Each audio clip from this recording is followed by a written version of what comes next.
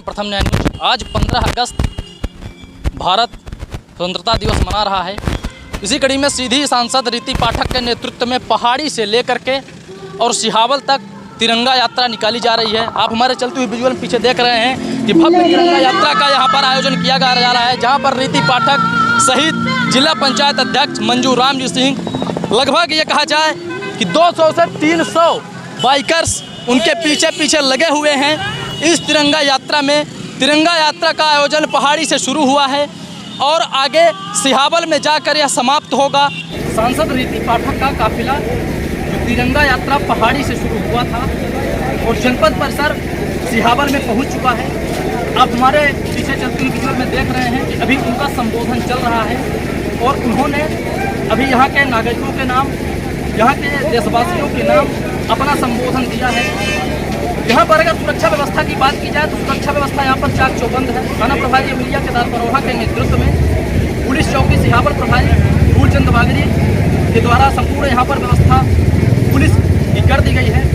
और आगे इस विषय में सांसद रीति पाठक का क्या कहना है, इस रैली में भाजपा के यहाँ के स्थानीय तमाम बड़े नेता जुटे हुए हैं, उनसे जानने का प्रयास करेंगे कि इस तिरंगा यात्रा का मुख्य उद्देश्य क्या रहा और वह क्या संदेश देना चाहेंगे अपने इस क्षेत्र के नागरिकों के। आपके इस तिरंगा यात्रा का मुख्य उद्देश्य? देखिए, आज़ादी के 75 वर्ष और 75वें वर्ष में आदरणीय प्रधानमंत्री नरेंद्र भाई मोदी जी का ये उद्देश्य है कि इस पर्व को अमृत महोत्सव के नाम से हम सब मनाएं।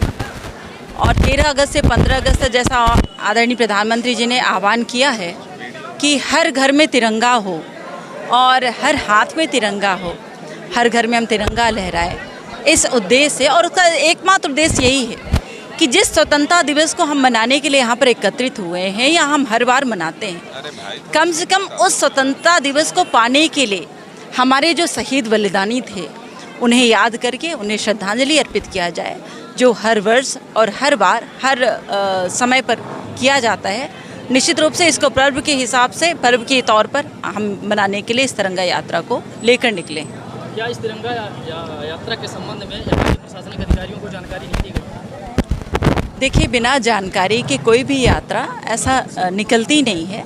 प्रशासनिक अधिकारियों को जानकारी थी, पुलिस प्रशासन को जानकारी था और हमारी यात्रा तभी निकली है। यहाँ पर तो कोई आला अफसर दिखे नहीं, यहाँ पर ताला भी बंद था। देखिए, आला अफसर के होने की यहाँ पर आवश्यकता नहीं है। ये हमारे युवा मोर्चा का कार्यक्रम था और तिरंगा को लेकर वो निकले थे, इसलिए उसका सम्मान करना हमारा धर्म है, हमारा कर्तव्य है। हमने अपने कर्तव्य के साथ अपने पार्टी के तय कार्यक्रमों को पूर्ण किया है।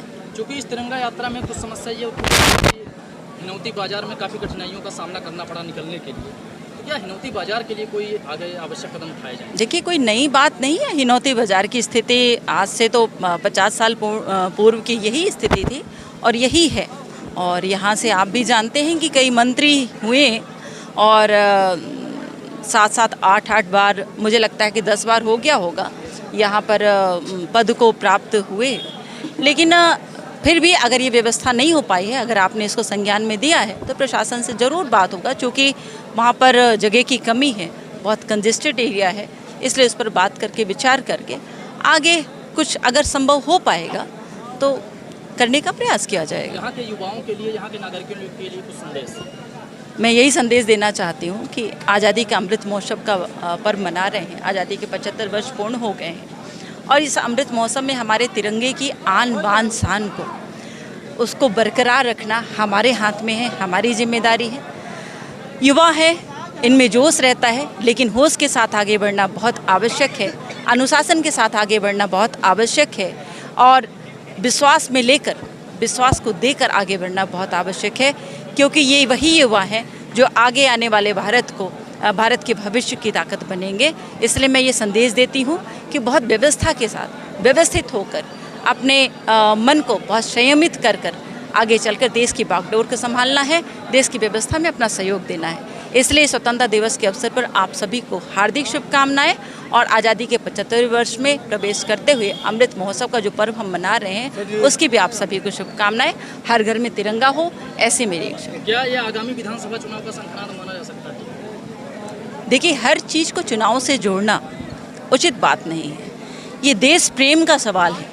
प्रधानमंत्री नरेंद्र भाई मोदी जी और आदरणीय शिवराज सिंह चौहान जी ने जो हमें संदेश दिया है कि हम हर घर तिरंगा लेकर जाएं, आज आप स्वतंत्रता दिवस के पर्व पर आज आप चुनाव की बातें करेंगे तो और ये तिरंगा यात्रा मैंने पहली बार नहीं किया है। आपको जानकारी होगी कि पिछले भी पंचवर्षीय में, चूँकि कोविड का समय था और कोविड के समय के कारण तिरंगा यात्रा नहीं हो पाई थी, पिछले पंचवर्षीय चुनाव में मैंने यही रूट लेकर तिरंगा यात्रा किया था और 75 किलोमीटर का उनकी यात्रा थी।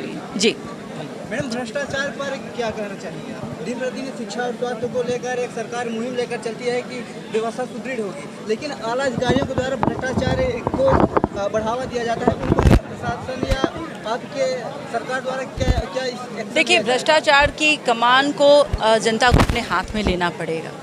एक आम आदमी जब भ्रष्टाचार की कमान, जो भ्रष्टाचार को बंद करने की कमान है, वो अगर अपने हाथ में लेगा तो निश्चित रूप से इसमें कुछ न कुछ लगाम लगेगा। आप देख रहे हैं हमारे प्रधानमंत्री नरेंद्र भाई मोदी जी के माध्यम से किस तरह के अंकुश लगाए गए हैं इस भ्रष्टाचार में।